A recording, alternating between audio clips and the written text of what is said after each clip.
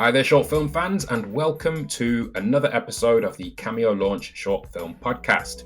Joining me today is a very special guest. If you've been a follower of ours for any length of time, you will have seen her work as producer of short films such as Martha, Sarah Chong is Going to Kill Herself, Endo, whose title is displayed behind me, and that just scratches the surface of the short film work that she's done. But aside from that, our guest has also been very, very involved and built a storied career in feature film, working in mastery, post-production supervision, development in films from 71 to Lobster to Paddington 2. We are very, very, very privileged to be able to speak to Alexandra Blue today, who's going to take us on a journey of a really interesting career in film and provide some really, really brilliant insights. Alexandra, thank you so much for joining us, and how have you been? Thank you for having me. I've been great. I am delighted to be here. Thank you so much for taking the time. So we've been fans of your work for quite some time, as you've probably been able to tell. But what's really struck me, just kind of looking into your background and into your work, is how varied your work has been and how you've been able to build essentially a short film studio, Bluebird Productions, under which many of the films that we've talked about were made. And you've worked in a broader scale in feature film as well. Can you tell us a little bit about your attraction to film as a career? What initially drew you into it, and eventually what kind of led you into sort of this diversified path of production and all the other skill sets you built?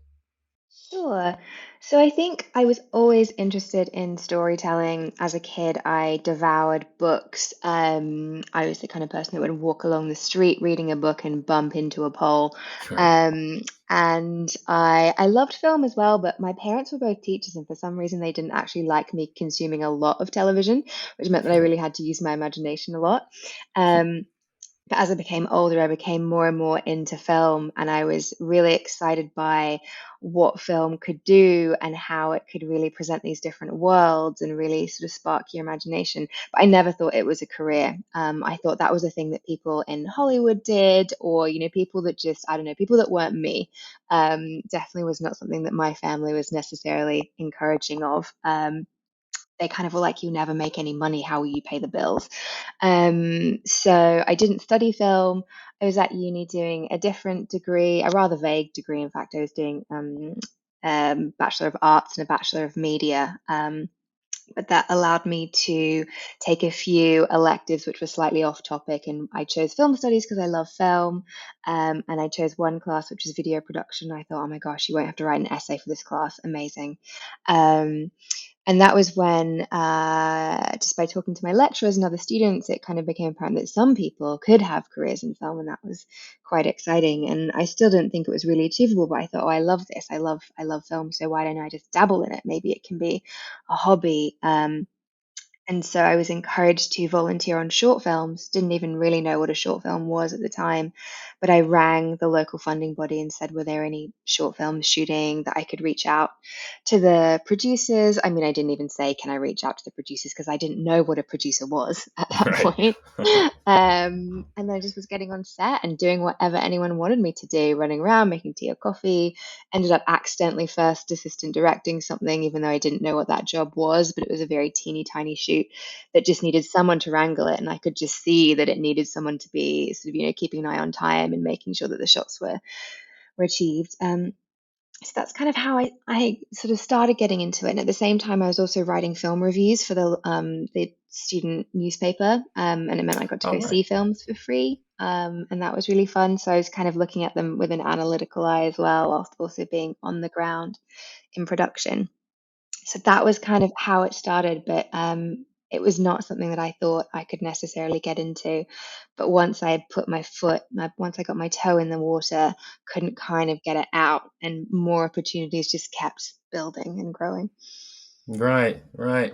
I mean, at what point did it become clear that this actually was a career option? Because, as I'm sure you've probably discovered over the years, as people work in film, a lot of it is freelance. There's a lot of feast or famine. There'll be periods where a lot of freelance work comes in, and then periods where there's just like nothing.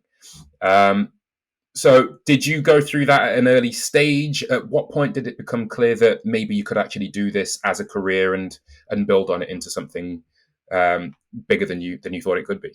Yeah, I mean, I think in terms of just working in the film industry, it became clear within a couple of years that I could build a career within it. In terms of producing itself, that's taken a lot longer to know whether it can actually be the primary thing that I do and the way that I earn my money. So there are sort of two different strands, but I think I did a lot of volunteering on things in my final year of uni, completely outside of my course, and I just met lots of people, and they were so encouraging and great at connecting me and putting me in touch with other people. So by the time I graduated, I already had a full-time job offer at the Film Corporation, which was in Australia, the local film corporation. Right. Um, so I was thinking, great, yeah, maybe I can actually, this can be the career, but it always felt a little bit too good to be true. But I was always doing these other jobs as a way of learning and gaining experience, but at the same time supporting my producing. So, as I said, I didn't even know what a producer was when I started. That began to change as I worked on other people's short films. And I started to feel like I would like to be more creatively involved and sort of more of a driver in the things that I was working on. But I didn't necessarily feel this calling to write or direct. Um, and someone said to me, "You've got the right personality for producing. You should try producing." And I was like, "I don't really know what it is, what I have to do." And the way I figured out what you have to do is by actually doing it. Yeah. Um, and it took a while to grow into the role. I think when you're working at a student level or with people who are quite new to the industry, a lot of the time the perception is that the producer is actually a production manager. They're the logistics, they're the nuts and bolts, they're going to get everything organized, or that they'll find you the money. But that's not the only thing that a producer does. And what I have evolved into is more of a creative producer. And that's where I get a lot of my joy in working very closely in development with the script, with the writer, um, shaping what it is with the director, being involved in casting, being on set and seeing how things are going, giving notes in the edit. Um, that's a really important part of producing. It's one I didn't necessarily realize when I started. Yeah. So yeah, I just got into it, and the more I've grown as a producer, the more I have become a better creative producer because it takes time to build that creative confidence and also to find the right collaborators. Um, Well, yeah, that's absolutely key to the collaborators. And how many experiences did you have, or to what extent did you have experiences where you kind of had to make it clear that you were a part of the creative process, not just the logistics person or the money person? I mean, I think it's a very common misconception, particularly at short film level, that that's what a producer is. So, how did you a kind of get that message across to the people you worked with, and b find the people that understood that and worked with you on that basis? mm. It's a good question. I think part of it is being quite clear up front when you talk to someone about collaborating on a project. I never just say yes to something having read the script or having looked at a treatment or an idea. I always like to meet the writer and or the director if there is one attached already and sort of have a conversation with them, see, do I get along with this person? Are they respectful? What happens if I suggest to them this thing I think about the script? How do they respond to that? And also just being very clear by saying, I want to be involved creatively. I, would work closely with you during development. This is how I work as a producer and seeing if that vibes with them. If it's someone who sent me an email that says, I'm looking for a producer, all I need is the budget and schedule. I've already cast it. I've got the DP and I just need you to get some money. That's a red Mm. flag for me. Yeah, yeah. But a lot of people do it when they start out and Mm. they don't mean badly. They It's don't just mean that disrespect. Yeah, they that's just just a don't perception, realize right? Yeah. Yeah. they don't know yet. They haven't gone through that path. And yeah, sometimes, you're making a film with someone halfway through, you're like, oh, this person really doesn't want my creative involvement actually. But hopefully by the end of it, they've realized the value of it. I find that happens most of the time. If someone is resistant to your feedback, it's usually coming from a place of insecurity or fear. They're not sure if they can actually address the problem. They are feeling like they don't know what they're doing. They're worried about doing the best job But it's definitely not a producer's job to direct, obviously, or to write, but it is their job to support, to nurture, to help make the best film possible. And so it's all about the way that you collaborate. And of course, as I mentioned, finding the right people. And that comes from, I think, looking at shared taste, finding filmmakers who have made things that they've made before that you've loved, or you like similar kinds of films. A lot of it just becomes apparent in conversation whether there's a click and a gelling of minds. And then once you've made one thing with someone, then you really know. And then it's, well, would you like to continue making things together? And I found in most instances, the people I am developing features with are the people that I have made shorts with. There are others that, I've discovered later on in their careers, but there are many people that I met really early. We were starting out at the same point. We've continued to work together because we enjoy it and because we trust each other. And that's because we've made things together. We've gone through, seen things through to the other side.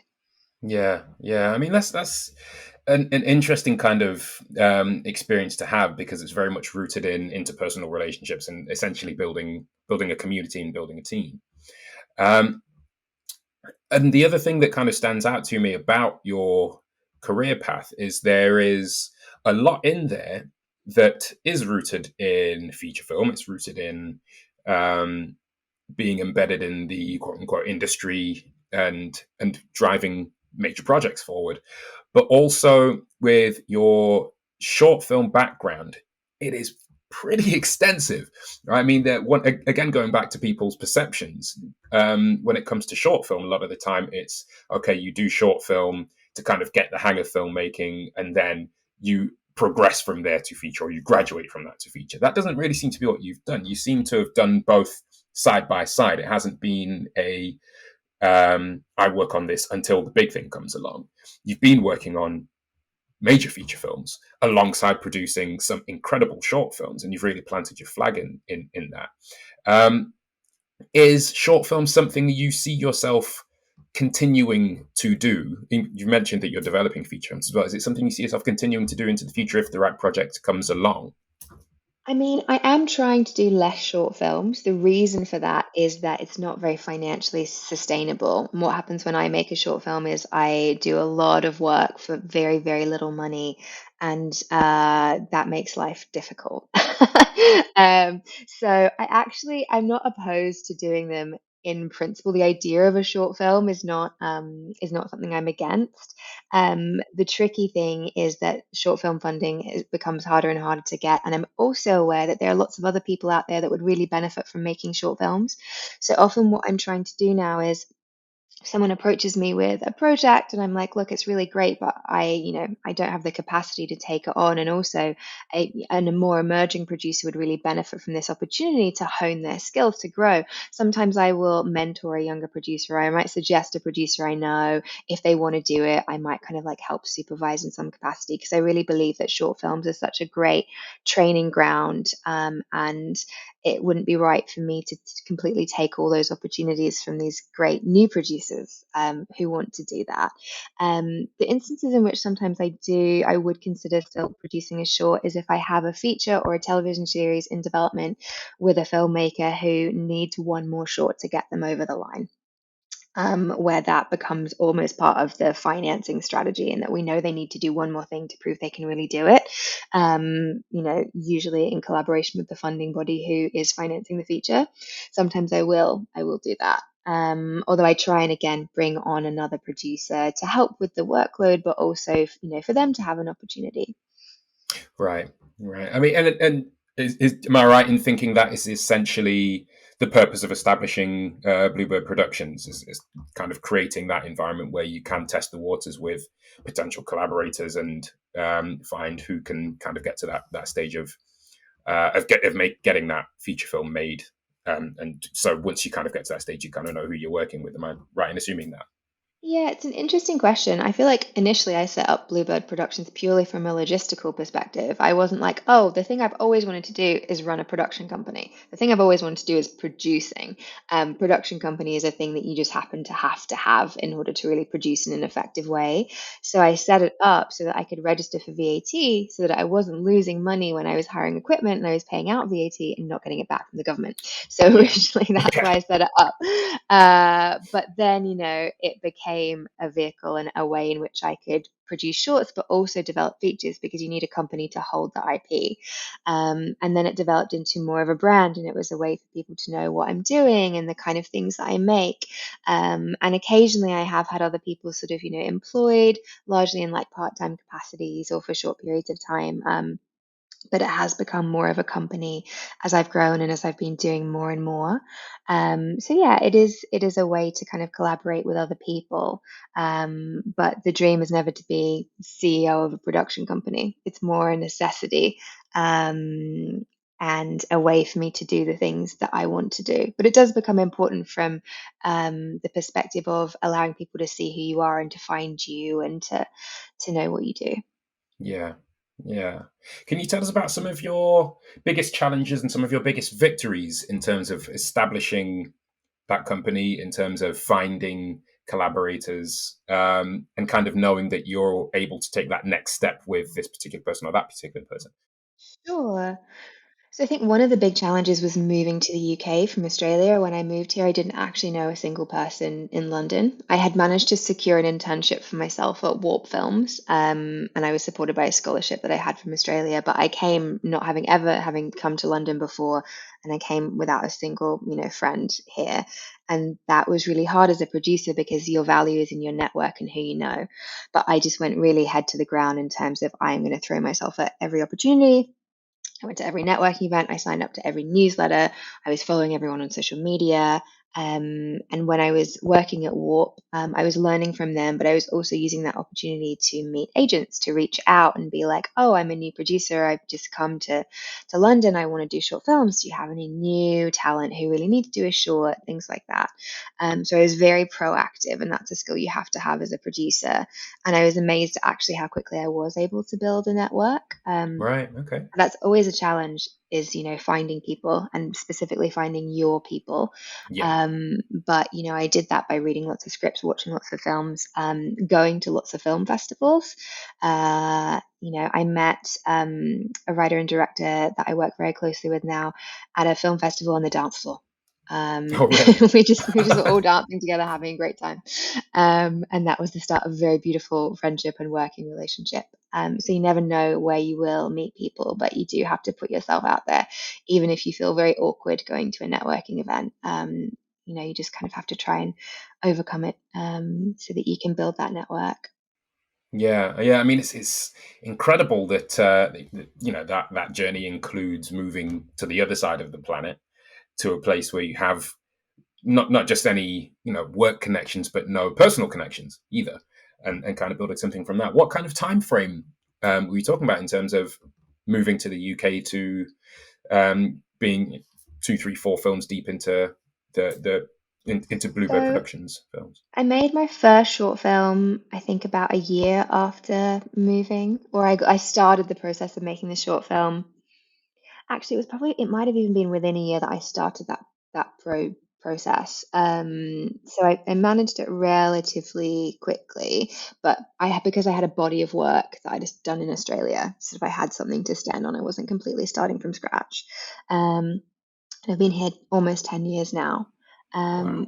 so it's been a long journey. But people in the film industry most of the time are generous and open and quite giving. So you find that people are always up for helping if they can or for meeting a new person. And I also established, I think about 9 months, maybe 6 or 9 months into being in the UK, a women's networking group. It's called Lift. So I started that, and it was originally like a group of like five women going to lunch. And it just became bigger and bigger, and then became a drinks. And now we have over 5,000 people who are Wow. part of it. And that just, started because it was like, well, we wanted to share. And I think when you have a particular ethos, if you're the kind of person that is giving and helpful, you attract other like-minded people. Yeah. And was it through establishing Lift that you met the people you ended up working with on Endo and Sarah Chong? We had Elaine Gracie on a while back as well. So Yeah, did so Elaine and I actually met on the dance floor. So she was the one I met whilst dancing. But Alice Seabright, who directed Endo, she actually came to one of their networking lunches that we did for Lyft, and that was the first time that she and I had met in person. Um, but we also had sort of friends in common. I think Alice had been working in the same building as Elaine, and I actually went on at Such a Small World. When Alice left her job at Heyday Films, I took her job at Heyday Films, and oh that no. was the same building in which Elaine had been working for a different production company, and so had another director that I've since worked with. So it does become a small world in the end. Interesting, interesting. And when you started developing, which project did you start on first out of the three? Because I think Martha was quite late on, and I think Sarah Chong Sarah is Chong was going to quite kill herself is the was the first first film I one. made in the UK. Yeah. That's the first one we made in the UK. In the UK, yeah. The first film Okay. I ever made was actually an animation called Ares Escape. So yeah, that was a very long time ago. Right, right, right. And when you started developing Sarah Chung, so what was sort of the process of that? Was the script pretty much fully formed, or was the vibe, because it has a very particular kind of style? Is that something that was developed with you on board, or what part of the process did you enter into it all? So the writer and director were friends and already knew each other, and so they had already really established the visual style, and a lot of the visual style was also in the writing. Elaine writes in a very detailed, evocative way, um, and yeah, she and Ella Jones, the director, had been working together for a little while on it. Actually, I think it was quite last minute to get it into Creative England. So it ended up being part of the Creative England Funny Girls initiative, which Right. doesn't exist anymore, sadly. But they had come up with something for that scheme. I think they'd seen it and gone, right, we wanna make a short film together. And then we all met at Rain Dance, and they were looking for a producer. And I remember reading the script and thinking, wow, this is bonkers. Yeah. Amazing. Like I was Yeah. like, so interesting and so unique. It was also slightly chaotic at that point because it was a really early draft because they were trying to sort of get it, ready in time for funding. But it showed so much promise and potential, and I just thought, wow, this writer has a really unique voice and take on the world. So I jumped on board, and then I did a little bit of work with them prior to sort of getting greenlit, and then we did more work on it together once Creative England had said they were going to give us the money. And once you started seeing the film kind of come together in post, what were some of your first thoughts with this very well outlined kind of tone and visual style when you actually started to see that manifest into a movie, and especially the kind of movie that it is? What were some of your first thoughts when you saw that? Well, my first thought was, wow, the production designers are amazing because they really did such a good job. It was one of those things where the funding body was saying to us, it's quite ambitious. It's set across 3 time periods and has like about 12 different sets, and Yeah. maybe you should like pull back. But I was really dedicated to attempting to not pull back as much as possible. So producing is it's a balance because you want to try and get the best thing possible and get all the things that the director was, but you also have to do something that's achievable. Mm. And I often err on the side of being too ambitious. It's Yeah. worked out pretty well for me.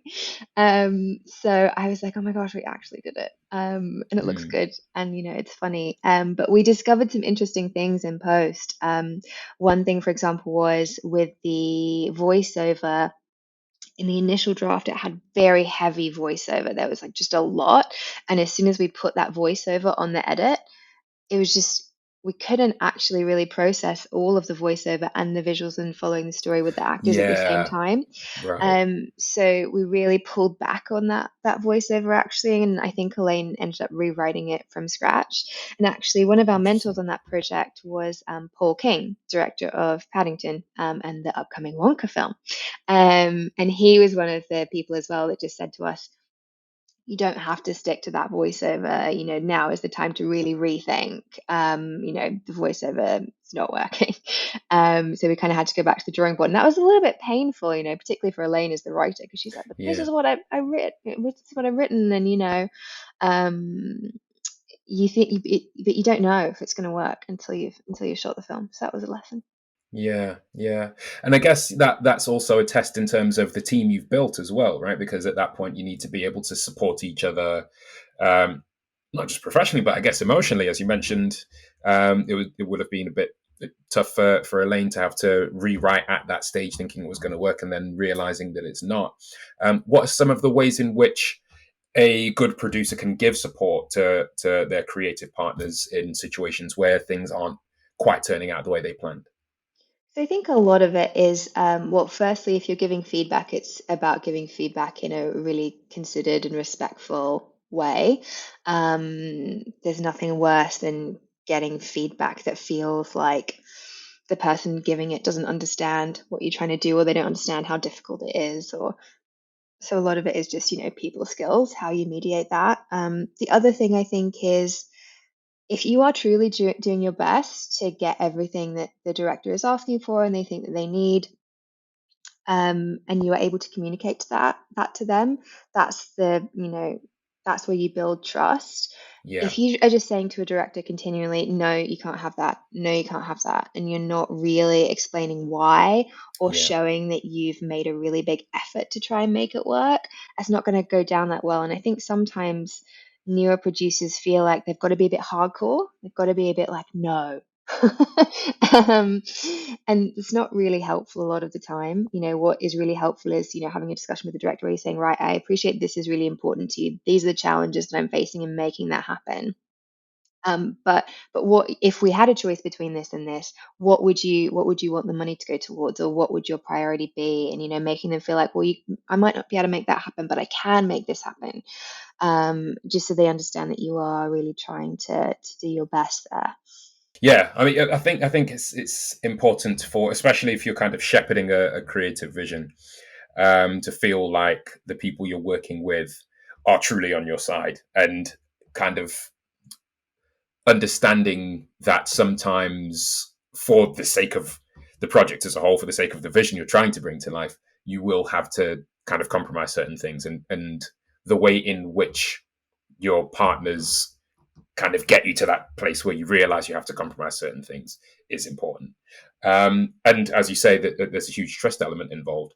And I'm assuming that was a big part of what carried over into then developing Endo as well, working with Elaine again. How was it kind of going into that? Well, between Sarah Chong and Endo, we actually started developing a feature together with the same director of Sarah Chong, actually.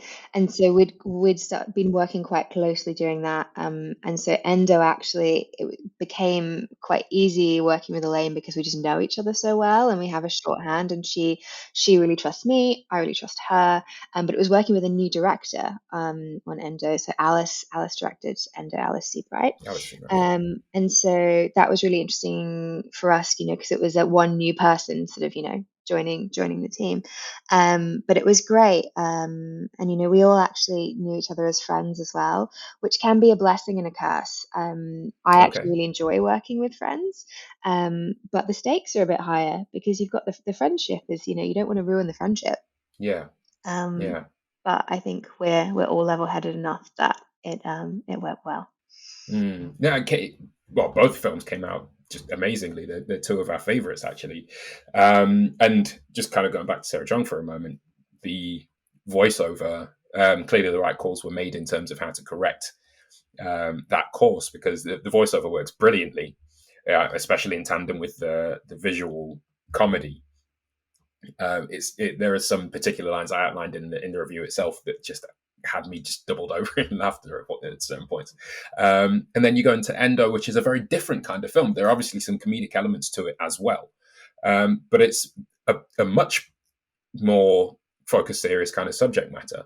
Um, and your key sort of central figures in terms of the production are all women, and it's a very female experience centric story. Uh, Was the fact that you were all women, how much did that play into how you wanted the message of this particular story to come across? Because a lot of it is focused on um, elements that people just wouldn't consider, not just men wouldn't consider, but women who don't suffer with endometriosis wouldn't really consider as well.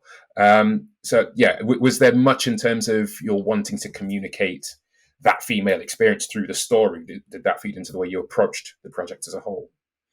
It's a really interesting question. I do try with a lot of my films to hire a lot of women, but not in a way that that necessarily overtakes the number of men. But I do like to sort of strive for at least gender equality, if I can. But sometimes it just comes down to who responds to the subject matter. So in terms of key creatives, that wasn't intentional, that it was all women in terms of the two producers, writer and director. That just came naturally. And then I think the DP, the director, had sort of known her from film school. They hadn't made anything together yet. The production designer was male, so I think we ended up with a lot of women on it just because of whoever liked the project. And what was interesting actually was from a casting perspective, it was really hard to cast the male love interest. So we ended up with Bart Edwards, who's incredible, and is now it's like this star in The Witcher, and was is incredible even before being in this short film. He'd been doing really well as an actor. But the reason Bart was drawn to the role was because I think he has a family member with endometriosis. So he had this kind of personal understanding of the subject matter and a real desire to support a story in this space. But prior to us discovering Bart, we were just finding it a bit tricky. A lot of people, a lot of the men were just like, "No thanks, no thanks."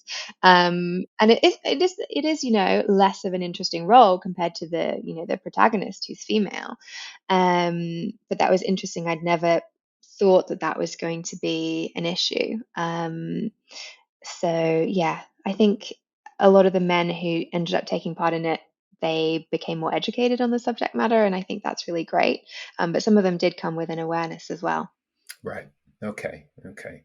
And in terms of response to the finished film, did you get the impression that people came away from it more educated about how it affects people on a personal level, on a romantic level, and so on and so forth?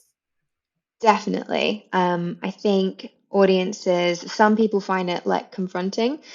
Um, I think it was very interesting. We sent it to there was a film club that had asked about screening it, and they had screened some of the director's previous work or some of the other films that had been made as part of we originally were developing it as part of an NFTS scheme. And they had asked if they could have a look, and they were really interested in screening it. They were really excited, and then they watched it and they came back and they were like, "Oh, they were like, our demographic is men over 50, and we're not really sure that this is right for us." And I was so disappointed in that response because I was like, if you think Hmm. it's not right for you, it's actually exactly right for you. This is the Yeah, exact film that you should be watching. If it makes you absolutely. uncomfortable, if you don't know about this, then you should, because Hmm. someone, the statistics are 1 in 10 women. Someone in your Yeah. life is affected by this and you just don't know. And not wanting to engage with it because it's women is just not Hmm. really helping the situation. So that was the one negative kind of response that we had, where they were just like, we're not sure it's for us.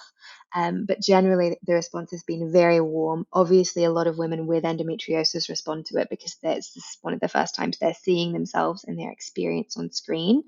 But they then share it with their family and friends and their partners, and I think it's been really helpful in kind of informing other people about what they experience. And that's something I look for in majority of my films is, is this giving a new perspective? Is this allowing us to see into somebody else's life and, opening our minds in some way? Hmm. Is that something that, well, number one, well done for making it. I think it's a very important experience to share, and the way that it's put together and the way that experience is shared is done in a very human way, over and above anything else.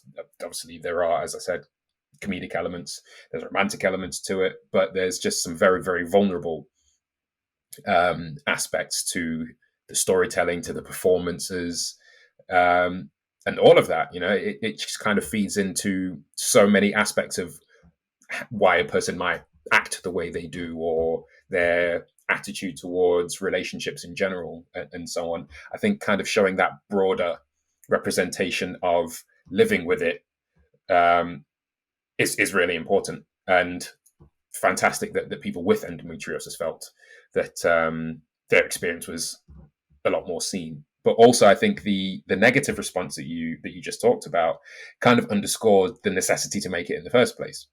Right? I think it's that kind of response just kind of shows the degree to which people really, really do need to know about stuff like this, and the fact that ethos is carried over into the other productions that you've worked on, I think is really important as well.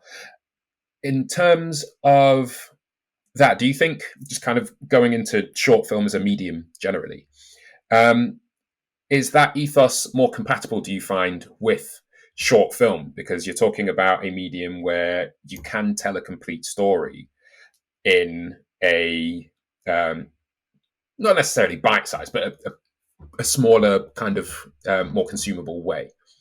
Do you think that being able to use short film to share these kinds of experiences is something that is a kind of unique um, advantage that short film can provide?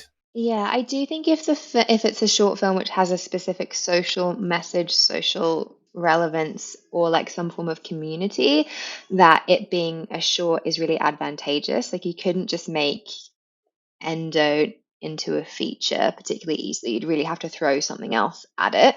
And the great thing about a short film is that it's shareable and it can go viral. So for something like endo, short film was the perfect medium, because it means more people are likely to engage with it and watch it, because you do your festival circuit, but then you put it online for free. Anyone can access it, anyone can share it. Um, and that's very different to a feature, and a feature is like a 2 hour investment. So I feel like I could convince the older gentleman from the film club to watch a 15-minute short if I really tried. If we had that conversation, will I convince them to pay £20 to go to a cinema and see a 2 hour feature on the subject matter? Probably not. Mm, But that's not to say that you can't continue doing things like that in a feature format. There just has to be other stuff kind of going on within it, unless of course yeah. you're doing a documentary, which is very different. But we do actually want to explore endometriosis in some of the longer form projects that we're doing. So Elaine and I have a television series that we're developing where the main Okay. character has endometriosis, and it is quite a significant part of the plot, her Mm, condition, and it's about denial, which is one of the themes in endo. right. um, Right. but but it won't be this bite-sized informative snapshot of an experience that anyone can access like the short film is. Mm.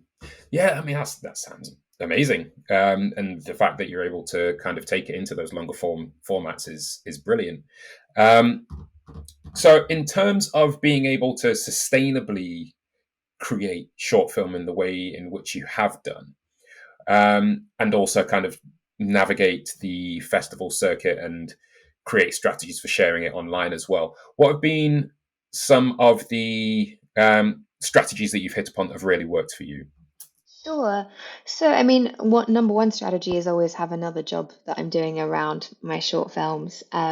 But that actually has been to my benefit, I believe, because I've been learning so many different things. So you pointed out earlier that my career's been quite diverse in terms of I've worked in post production, I've worked for funding bodies, I've worked in development. And that was somewhat intentional because I wanted to understand all these different things that influence producing. So, by working in post production for a while, I have an understanding of how that process works. I've been able to manage post on my shorts a lot more easily than people that don't have that experience. And I also know the terminology and the costs in a way that it makes it much more difficult for a company to bullshit me or Yeah. I kind of know what deals can be done because I was the person doing those deals when I was in a Right. post house. And so it actually gave me the confidence to go in and be like, actually, could you give us just a free grade? I just would like you to do it for free because maybe you've got a junior colorist who needs the experience, or maybe you've got a couple of days gap between your big feature film. Would you mind doing us a favor? It's an exciting project. And that's something I probably wouldn't have been asking for if I'd not worked at a post house and understood that these things can Of course. happen, and Yeah. makes it more appealing for a post house to do that. And then working in development was very much about wanting to learn more about being a creative producer, how to give notes on a script, how to sort of know when a project is ready to go to market. Mm. Understanding all of that was important. And working for funding bodies, of course, means that I understood, what made a good funding application, which is something I have to do all the time as a producer. But those things were also paying the bills. And they were also giving me Mm. contacts that I could use for my short film. So, of course, when I worked for a post house, they were doing my post production for free. Right. So there are they both things kind of tie in so closely together. Um, and when I left working for the funding body, I then applied for funding from them and got it because, I had been learning. Obviously, it was a good project as well. It's very much about the Mm. project. Um, but it's been a tandem kind of career. And I was using all of my annual leave. So most of my career doing shorts, I was working in-house for other people and using my Yeah. annual leave and weekends to do my short films. And that's because I loved it and I was passionate about it. Now, as I'm slightly more established, I don't need to do that as much. So A, I'm doing less shorts, and B, I'm a little bit more protective of my time now. Mm. Um, but it works very well Yeah. for a long time. And it allowed me to grow as a producer at a realistic pace because it's rare for you to make one short film and then make a feature film. Yeah. I mean, well done to the people who have achieved that. I have Yeah. not. And particularly as a producer, it's a lot easier for a writer or director to jump from having had a couple of successful shorts to a feature or TV series. Mm. Um, but producers often get left behind, and that's because financiers and agents and people who sort of, control a lot of these things know that producing is something which is a lot of responsibility in it. Yeah. You're entrusting a lot of money, particularly for a feature. You're trusting millions of pounds with this producer. And people are more willing to take risks on directors. They get very excited by new directing talent, and they're like, Mm. "Oh, it'll be amazing! They're so great. Their shot was amazing." And they're like, "Oh, but can we trust this producer to produce the feature?" Oh, I don't Mm. know about that, which is very Yeah. sad and It unfair is. in many ways. But It is. It is. And again, going back to forgetting exactly how much of a creative partner a producer can be. You're looking at this amazing work from from a new director, sorry, without really taking into account the creative input that the producer gave that contributed to that final product. I think as well, it just links back to like the thing you asked earlier about some of the challenges that I've experienced in my career. One of those challenges is the director skyrocketing and as the producer not getting given the same opportunities. Right. And what I've seen happen, not necessarily to me, actually, I've been very lucky with a lot of my writers and directors, but many filmmakers make a short film with a producer and then a really big established production company snaps up their first feature. And that's really Right. sad for the producer that did the short. Yeah. But if you are able to build those good relationships that we were talking about, those trusting, loyal relationships, then you manage to keep hold of those talent. And that's why, Alice, for example, has done her own TV show. She did Chloe for BBC. And, Ella, who directed Sarah Jong, she's just about to do a new show for Seesaw for Sky.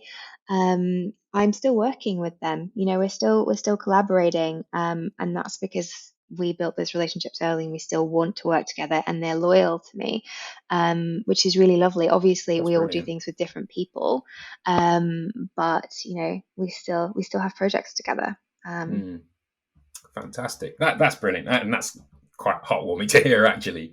Especially when you take into account, and you'll be very aware of this, obviously, the degree to which the film, TV, high-end TV um, landscape is changing with the introduction of new technologies. Just the introduction of digital technology was a game changer, but now obviously we're talking about the introduction of AI and the part that's going to potentially play in future productions, and how that might change how things get seen, how things get financed, what kind of platforms things are seen on, how people are compensated for whatever role they end up playing in that new landscape. Um, what are some of the concerns or challenges that you've had to confront with the way that the landscape has been changing and is changing, and to what extent are those connections and bonds that you formed kind of getting you through that uncertainty? I think one of the really challenging things for the indie sector and also the short film sector is just the fact that there has been so much production coming and shooting in the UK from big studios that sucks up all of the resources. And that is not only like studio space and equipment, but also all of the crew. And that makes it very hard because as an indie film, majority of the things on my slate are like first time filmmakers or second time filmmakers and they're lower budget. Or when you've got a short film, you've got like almost no budget and you can't compete for crew when they're getting offered, huge rates to work on these big things. So it has been a really difficult time for independent producers because it's just much harder for them to do their jobs. Um, I, in terms of what helps, I mean, relationships help, but they also, you can't really compete against money, unfortunately. Mm, mm. I'm lucky in that I have good relationships with post houses and equipment hire companies and stuff who have always been very generous, but they can only be generous when they actually have the availability. Yeah, So it does become tricky, but that's why, we all have to lobby the government and yeah, sign up to our unions yeah, so that we can try and, protect indie filmmaking because it is also the way that majority of people get into it. A absolutely. lot of people wouldn't be working on those big studio films making the big bucks had they have not done the small indie film. Look at Greta Gerwig, Mm. her debut feature was Tiny, and now Barbie. Yeah, but Barbenheimer.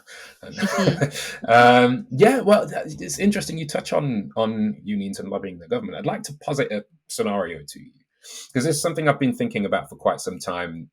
Um, in that I think a lot of this ultimately goes back to cinema, access to cinema, and the access of British film to British cinema and thus British audiences. And that kind of filters back through the work opportunities that are available to people on indie projects and the kind of funding that's available to indie projects as well. Because the space that is available in most UK cinemas is largely taken up by Hollywood productions, by Hollywood films. And that essentially is because they originate in a market that is much, much bigger than this one. They therefore have they have marketing resources that they can bring to bear, which basically just makes it impossible for domestic producers to compete in terms of making people aware of a particular film.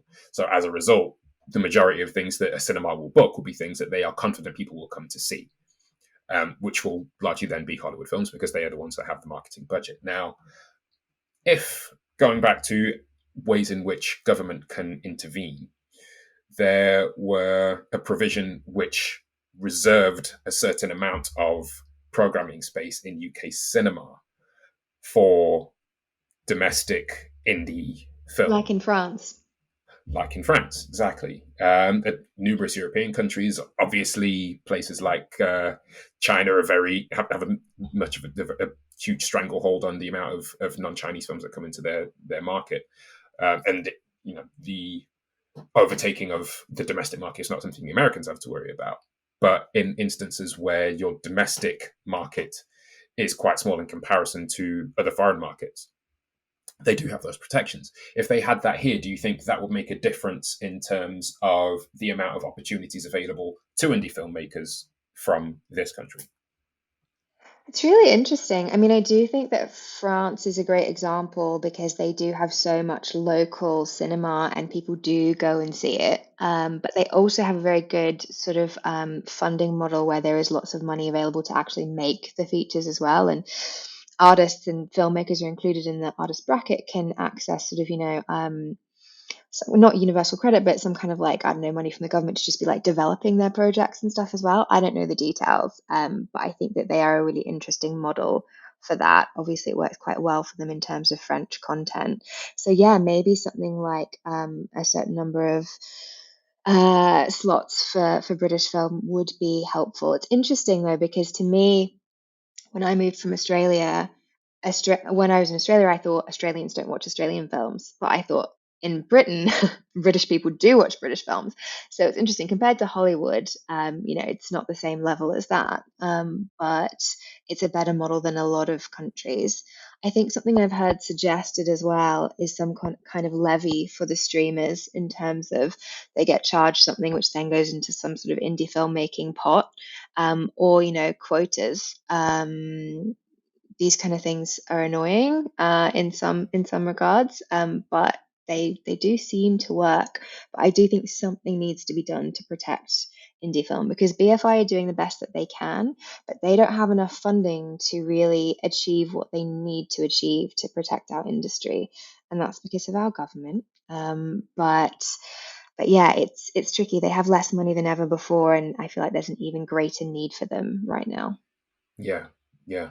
Because we're certainly not talking about a lack of ability in terms of skill or craft or vision. Because take a look at just your filmography, and you've got some incredible work there. We've spent years highlighting short films that show incredible amounts of vision and creativity that tell fantastic stories that utilize incredible talents in front of and behind the camera. But the sad truth is that a lot of the people who make those amazing films won't get the opportunity to expand on that or make anything that is put on a cinema screen or something that is introduced to mainstream audiences in the country that they live.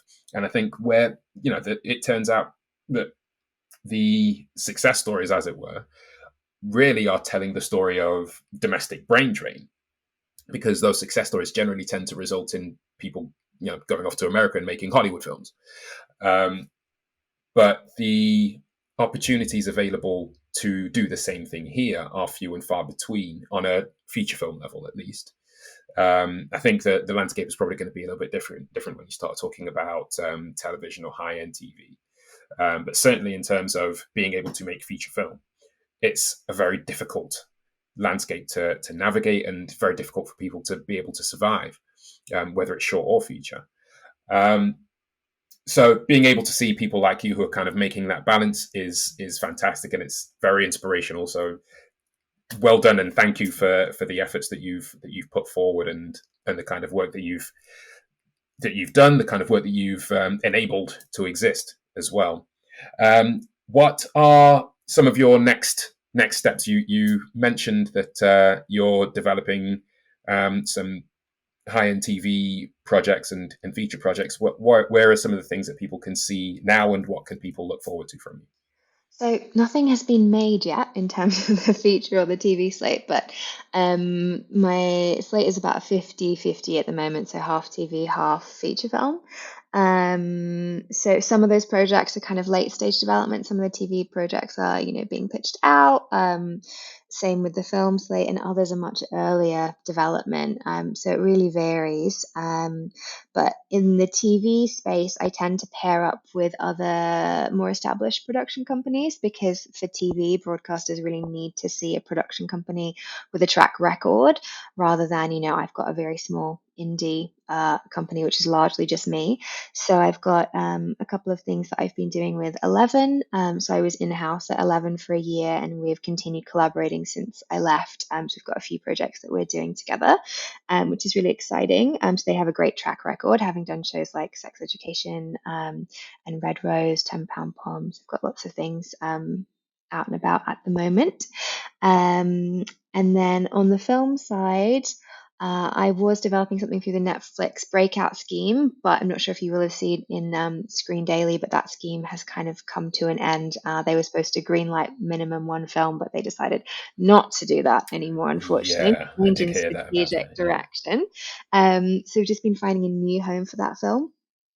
But actually, I'm feeling very optimistic about it. It's a rom-com about polyamory, and it's very fun, very fresh. It's actually written by Elaine, who we were talking about earlier, and Ella Jones, who directed Sarah Chong, is the director.